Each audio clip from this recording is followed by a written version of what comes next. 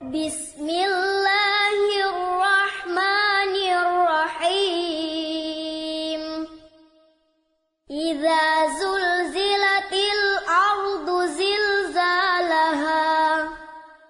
وأخرجت الأرض أثقالها وقال الإنسان ما لها يومئذ تحدث أخبارها بأن ربك